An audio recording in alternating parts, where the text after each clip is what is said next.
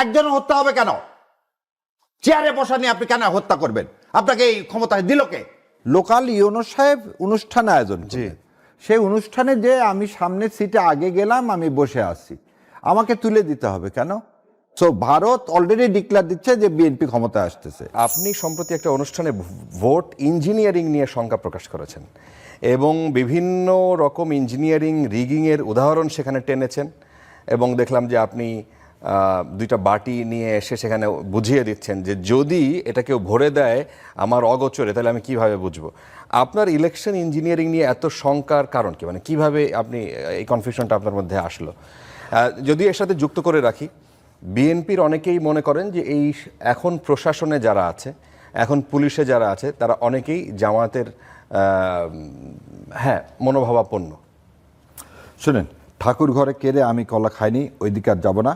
আপনাকে একটা গ্রাফ দেখাই, যদি পারেন জুম করে দেখান। 181 জন গত 16 মাসে বিএনপি ইন্টারনাল কনফ্লিক্ট, এবং তাতে হত্যা হয়েছে। এবং এই হত্যার মধ্যে কে কে আছে সেটাও বলে দিই। বিএনপি আছে, যুবলীগের আছে, যুব দলের আছে, ছাত্রলীগের আছে, কৃষক দলের আছে, সাধারণ ছাত্র আছে, ব্যবসায়িক আছে, নাইট গার্ড আছে, সাধারণ মানুষ আছে, এই যে পুরা, এবং সবজি বিক্রেতা পর্যন্ত আছে। এই 1.5 বছরে আজকে আপনি যে কথাটা আমার সম্মানিত ভাই বললেন, উনি তো বললেন যে হ্যাঁ ম্যানিফেস্টো প্রোগ্রাম অ্যারেঞ্জ করলে ইউনো সাহেব, এটা কিন্তু কোনো দলের অনুষ্ঠান না, লোকাল ইউনো সাহেব অনুষ্ঠান আয়োজন করলেন। সেই অনুষ্ঠানে যে আমি সামনের সিটে আগে গেলাম, আমি বসে আছি, আমাকে তুলে দিতে হবে কেন? তাহলে আপনি ওই যে এই কথাটা কেন বললাম, why this is a part of election engineering, আমি আপনাকে একটা জিনিস শোনাই কেন আমি ইলেকশন ইঞ্জিনিয়ারিংয়ের আশঙ্কা করতেছি।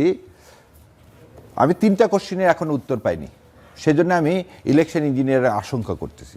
সেই 3টা প্রশ্নের উত্তর হচ্ছে, ভারত কেন বারবার বলতেছে বিএনপির সাথে, বলতেছে না কিন্তু বাংলাদেশে একটা নির্বাচন হলে নির্বাচিত দল যেই আসুক তার সাথে আমি কাজ করতে স্বাচ্ছন্দ্য বোধ করব, সেটা না বলে তারা বলতেছে বিএনপি ক্ষমতায় আসবে এবং বিএনপির সাথে ভারত কাজ করতে স্বাচ্ছন্দ্য বোধ করবে। সো ভারত অলরেডি ডিক্লেয়ার দিচ্ছে যে বিএনপি ক্ষমতায় আসতেছে।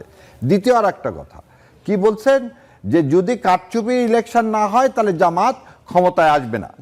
সো ভারতে যে প্রিডিকশন করতেছে, ভারত জ্যোতিষীর যে ভূমিকায় আছে, এই ভূমিকাটার কারণে আমি বলতেছি। এবং আরো একটা জিনিস যেটা আজ পর্যন্ত মানে আমাদের কারো কাছে, জাতির কাছে ক্লিয়ার না, কি সেই অশনি সংকেত ছিল যার কারণে একটা দলের প্রধান এদেশে ফিরে আসতে পারেনি, কে কোন সিগন্যাল দিল। এবার আমি আপনাকে এই ভারতের এই কথাটার জন্য আমি এই বইটা দ্য কলিশন ইয়ার্স, এই কলিশন ইয়ার্সটা প্রণব মুখার্জির, প্রণব মুখার্জির পেজ নম্বর 114 থেকে আপনাকে একটু পড়ে শোনাই। ইন ফেব্রুয়ারি 2008, তার আগে দেশবাসীকে বলি, 2008-এর ডিসেম্বর মাসে হয়েছিল আমাদের ইলেকশন বাংলাদেশে, আর 2008 সালে হয়েছিল ইলেকশন। আর ফেব্রুয়ারি মাসে প্রণব মুখার্জি কি বলতেছে শোনেন।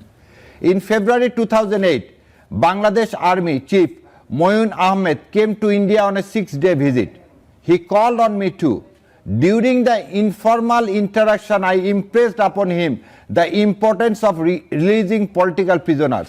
He was apprehensive about his dismissal by Sheikh Hasina after her release. But I took personal responsibility and assured the general of his survival after Hasina returned to power. অনেকে বলে যে আমি নাকি বই থেকে অল্প একটু পড়ি, বাকিটুকু পড়ি না, সেজন্য আপনাকে বই দিয়ে দিলাম।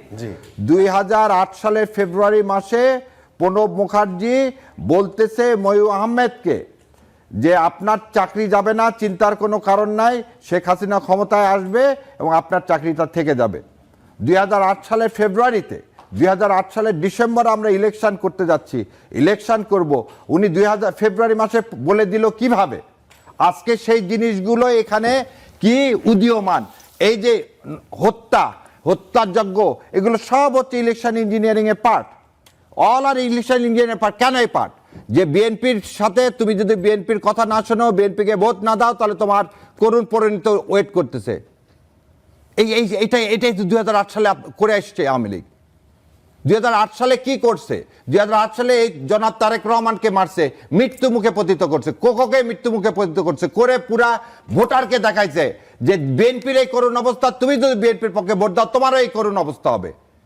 আজকে কি বিএনপি সেই সিগন্যাল দিতে চায় বাংলাদেশ জামাত ইসলামকে? তো বড় ভুল হবে, তাহলে বড় ভুল হবে। 2006 সালে মানে 111 থেকে যদি শিক্ষা না নিয়ে আর একটা 111 চিন্তা করে থাকেন, এবং এরকম আর যারা বলতেছেন একজন দুইজন না, প্রতিটা মানুষের প্রাণের মূল্য আছে। আপনি যে প্রাণ তৈরি করতে পারেন না, আপনি সেই প্রাণকে বলতে পারেন না মাত্র 3 জন হত্যা হয়েছে, 10 জন হত্যা হয়নি। আর সেজন্যই তো জুলাই বিপ্লব হয়েছে। একজন হত্যা হবে কেন? চেয়ারে বসা নিয়ে আপনি কেন হত্যা করবেন? আপনাকে এই ক্ষমতা দিল কে? ও, আপনি তাহলে এই ত্রাসের রাজত্ব করে জিততে চান, সে আশা পূরণ হবে না ইনশাল্লাহ।